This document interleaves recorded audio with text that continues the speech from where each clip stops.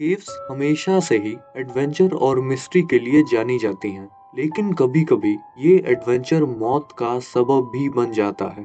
आज हम बात करेंगे एक ऐसी ही दिल दहला देने वाली घटना के बारे में जो नॉर्वे के फेमस केव फ्लोरा गोटा में हुआ।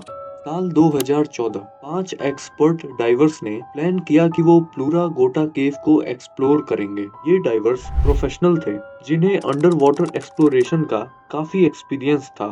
फरवरी 6 दोपहर 12 बजे मिशन के शुरुआत में चारों डाइवर्स वैन से उस पॉइंट पर पहुंच जाते हैं जहां से उन्हें डाइविंग स्टार्ट करनी थी। इस पॉइंट का नाम फ्लोरा वैली एंट्रेंस था और बाहर निकलने के लिए स्टीनो फ्लेज केव से बाहर निकलना था। ये पैसेज 3 किलोमीटर लंबा था जिसमें लगभग 5 घंटे का सफर तय करना था। इस केव सिस्टम की खास बात ये थी, इसका डीपेस्ट सेक्शन 130 मीटर गहरा था जो इसे और भी डेडली बना देता है। सबसे पहले डाइवर्स बर्फ को एक ट्रायंगुलर शेप में कट करते हैं और अंदर चले जाते हैं। अंदर का पानी क्रिस्टल क्लियर था और डाइवर्स अपनी जर्नी को कॉन्फिडेंटली शुरू करते हैं। स्टार्टिंग में सब कुछ अच्छा चल रहा था और साथ साथ आपको ये भी बता दें कि डाइवर्स अंदर जाने से पहले स्पेशल इक्विपमेंट्स भी ले गए थे, जिसमें अंडर वाटर स्कूटर रीब्रीदर जो एक्सेल्ड एयर को फिल्टर करके ऑक्सीजन में कन्वर्ट कर देता है और सेम एयर को डाइवर्स फिर से यूज करते हैं और ज्यादा लंबे समय तक पानी में रह सकते हैं। डाइवर्स ने धीरे धीरे करके एक लीनियर चैम्बर में 500 मीटर की दूरी कंप्लीट कर ली थी और अब वो टाइम था जिस वक्त उन्हें केव के डीपेस्ट सेक्शन में एंटर करना था और इनका असली पड़ाव यहीं से शुरू होता है। नीचे जाते जाते चीजें धीरे धीरे बदलने लगी थी। पानी का टेम्परेचर एक्सट्रीमली ठंडा होता जा रहा था और विजिबिलिटी उतनी ही कम होते जा रही थी और चैम्बर और ज्यादा नैरो होने लगा था। अचानक से टीम का एक डाइवर जेरी हुआ टर्नेन का रिस्पॉन्स आना बंद हो गया और लीडिंग डाइवर के लिए बहुत बुरी खबर थी।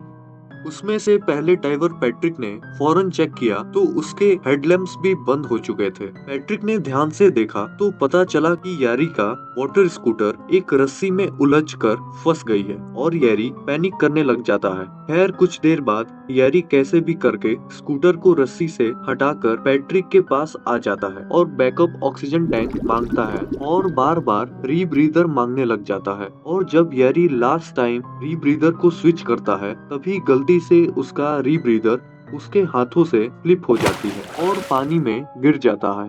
तभी फौरन पैट्रिक अपने रीब्रीदर को यारी को देने की कोशिश करता है, पर उस वक्त यारी पैनिक स्टेट में आ चुका था और गलती से उसके मुंह में बहुत सारा ठंडा पानी चला गया। ये देखकर पैट्रिक को मालूम चल गया कि अगर वो कुछ देर और वहाँ रुकता तो उसका भी जिंदा रहना मुश्किल हो सकता है। पर ये डिसीजन पैट्रिक के लिए इतना आसान नहीं था क्योंकि उसे ऐसा लग रहा था कि वो अपने दोस्त को छोड़कर खुद की जान बचाने के लिए भाग रहा है। पर आखिर में वो वहाँ से बाहर निकलने के लिए रेडी हो जाता है। पीछे बाकी के डाइवर्स वैसा, जेरी यूसीमाकी और काय जब केव के डीपेस्ट सेक्शन में पहुंचते हैं तब वैसा जेरी हु ऑटरनन की डेड बॉडी को देखकर डर जाता है और वहां पर रुक जाता है और रास्ता ब्लॉक होने की वजह से और इतनी देर गहराई में रहने की वजह से उन्हें चक्कर आने लग जाता है। अचानक से काय की नजर जेरी योशीमाकी पर पड़ती है जो अपनी बॉडी को अजीब तरीके से शेक कर रहे थे। जब काय बॉडी के पास में गया तो पता लगा कि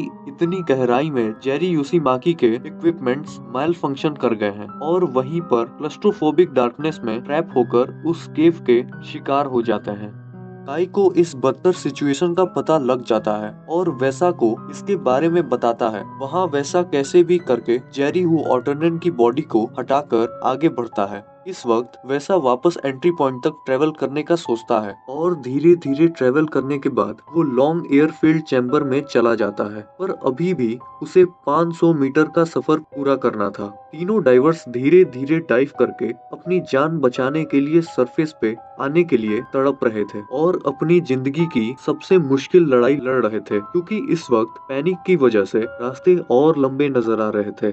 फाइनली रात के 9 बजे पैट्रिक केव के एग्जिट तक पहुंच गया और नॉन स्टॉप 9 घंटे की डाइविंग करने के बाद वो पूरी तरह थक चुका था, पर वो बाकी के टीम मेंबर्स के लिए वहीं पर रुकता है और 1 घंटे बाद वैसा भी केव की एग्जिट से निकलता है और फिर 3 घंटे बाद रात के 1 बजे काई भी केव के एंट्रेंस से बाहर निकलता है और तीनों केव के एग्जिट पर मिलते हैं और कई हफ्तों तक हॉस्पिटलाइज्ड रहते हैं। तीनों डाइवर्स एक्सट्रीम एंजाइटी के शिकार हो चुके थे और लास्ट में मरे हुए डाइवर्स की बॉडी को स्पेशल रेस्क्यू डाइवर्स की मदद से वापस लाया जाता है। उम्मीद है आपको वीडियो पसंद आई होगी। अगर पसंद आई तो इसे लाइक करें और ऐसे ही वीडियोस के लिए चैनल को सब्सक्राइब करें। मिलते हैं आपसे अगली नई वीडियो में।